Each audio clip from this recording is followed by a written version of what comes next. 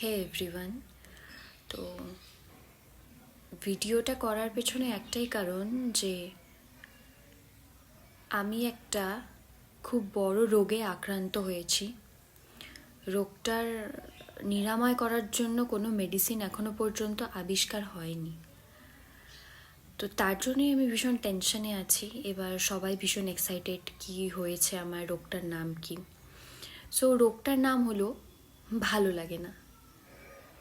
কেন ভালো লাগে না, কি জন্য ভালো লাগে না, কোনো রিজন নেই, বাট ভালো লাগে না। গিলতে ভালো লাগে না, শুতে ভালো লাগে না, বসতে ভালো লাগে না, কাজ করতে ভালো লাগে না, কিছুই ভালো লাগে না। কিন্তু কেন, আমার কোয়েশ্চেন হলো যে কেন ভালো লাগে না। পেছনে তো কোনো কারণ হবে না যে কেন ভালো লাগে না, কারণ তো চাই একটা, কিন্তু কোনো কারণ নেই, কিন্তু তাও ভালো লাগে না। মানে আমার জানার বিষয় হলো যে কি করলে ভালো লাগবে। তো আমি বুঝতে পারছি না কেন, মানে এটা কি শুধু আমার সাথেই ঘটছে? মানে কেন আমার ভালো লাগছে না? ভালো লাগা দরকার, লাইফে ভালো লাগা দরকার, কিন্তু আমার কেন কিছুই ভালো লাগছে না আমি তো বুঝতে পারছি না।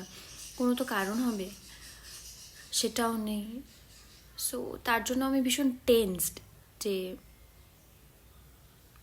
কেন এরকমটা হচ্ছে আমার সাথে।